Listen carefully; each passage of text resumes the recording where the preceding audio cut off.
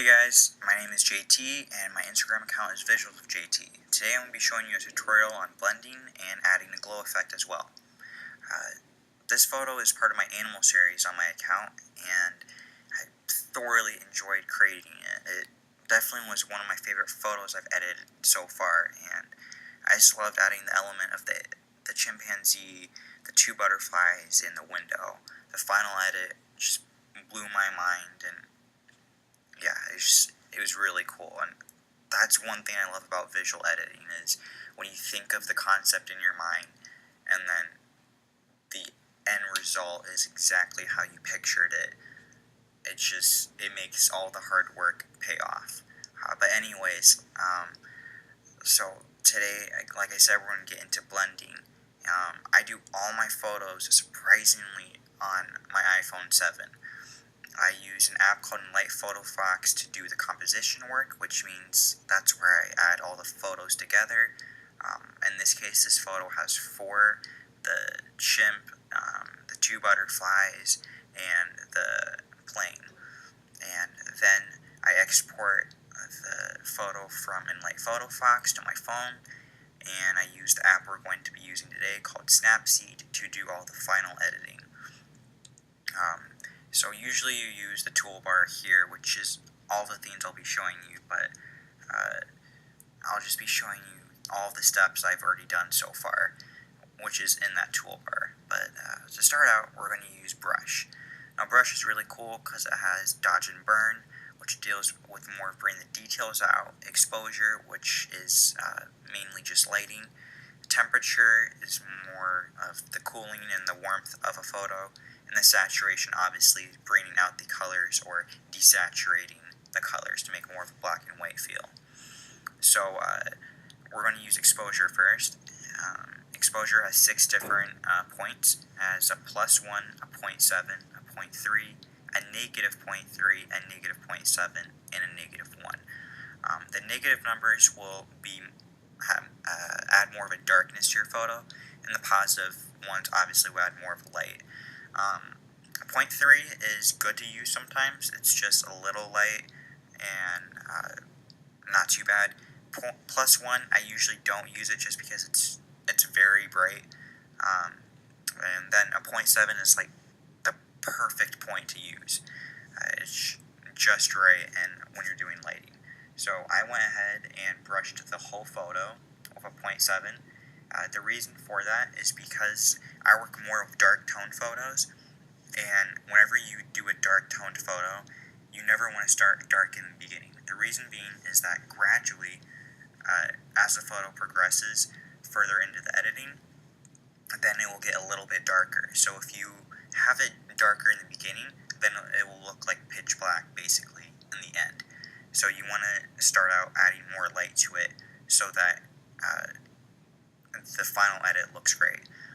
So again, added 0.7 for that. Then we're going to go to the brush tool yet again, and we're going to go to exposure. This time, I only use exposure on the chimp's face and the fingers on the hand. The reason for that is because the chimp and the hand is kind of the focal point of this edit, as well as the butterflies, but the butterflies we'll get to later.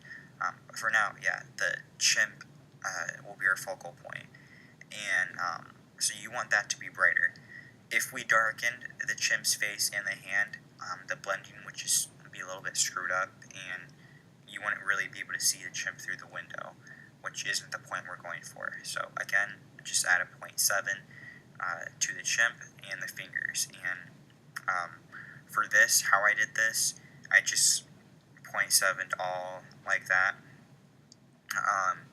and then use the eraser tool to get all of the details, get all the lighting that I didn't want out. Then we're going to go to brush again, but this time we're going to use temperature. Now, it doesn't really matter if you want to go use warmth or cool, but for this I went to a -5 because it adds more of a cooling effect.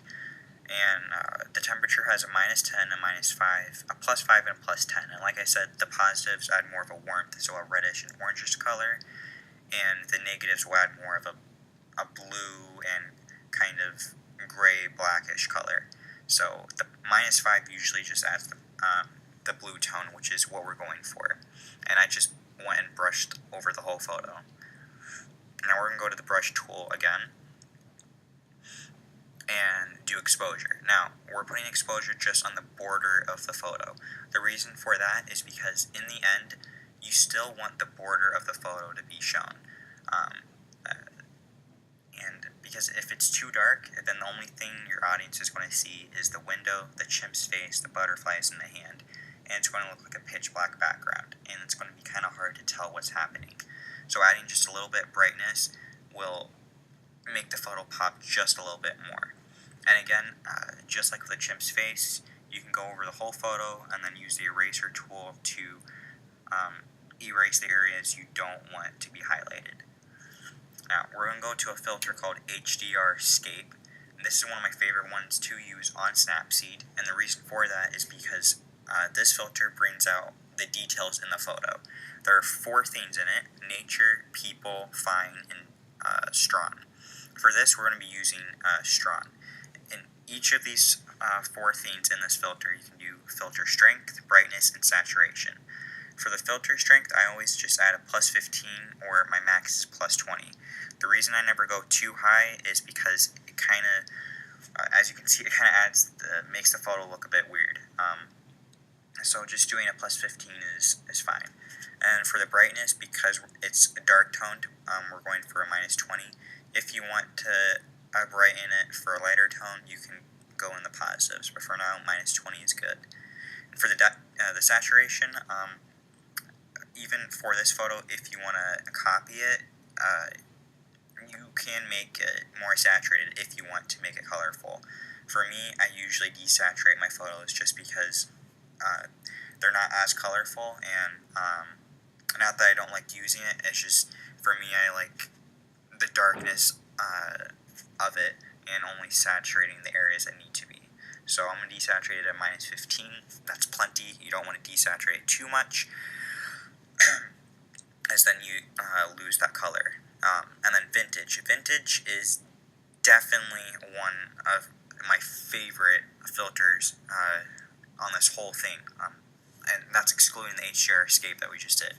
The reason for that is because the vintage, it has about 12 different filters, and it adds, each of them have their own tones, whether that's a blue feel, one of them's even a green feeling to it, light, dark, blue, it doesn't matter. It just adds so much more depth into your photo.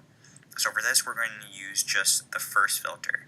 On each of these, it has brightness, saturation, style strength, and vignette strength. For the brightness, we're just going to do a +15. You don't want to have it too bright because then it just looks a bit off. And then for the saturation, again, desaturated it. You don't have to. You can saturate it if you want to have more of a colorful feel. And then for the style strength, although, like I said, this is my favorite filter to use on the app, I don't like if you go higher like this, because then it shows more of what each filter is like, and it's not the photo I'm going for. So a +15 and a +20 is good enough, and if you want to go to +25 or 30, that's fine too. And then the vignette strength is important because the higher you go, the more dark it gets. The cool thing about the vignette strength is it darkens borders that you want darkened and leaves the parts you want highlighted. So that's a good tool to use. Next, we're going to go to brush again, and this time we're going to go to exposure. Now, we've done the blending just a little bit, and now we're getting into more of the glow effect. So for the butterflies, there'll be the 2 elements in this photo that will be part of the glow effect. So what we're going to do is add a 0.7 and highlight the butterflies. The way I did this is just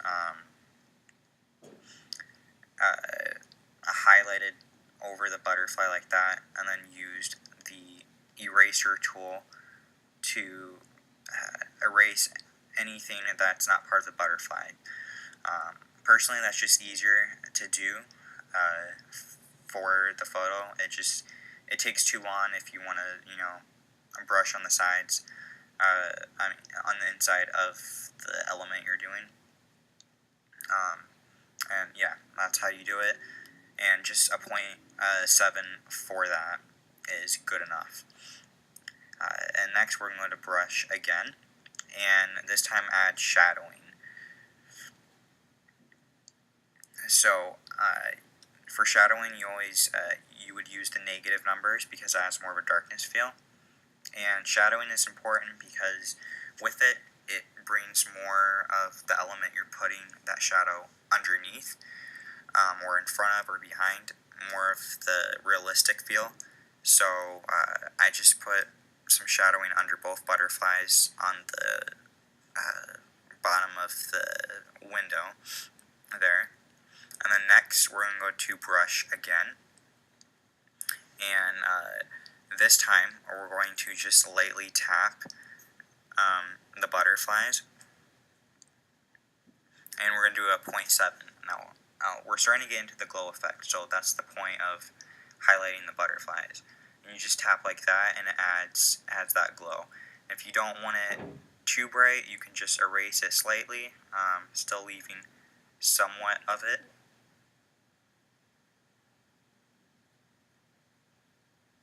And now we're going to go to brush again. Now, the butterflies are highlighted, but now the real cool thing is adding that glow effect to the window to bring out the chimp's face more. So yet again, a 0.7, like I said, is your safety you always want to use. We're just going to brighten the border, the outside border of the window more, leaving everything else the same. And then it adds more of that glow to that blue tone of the window.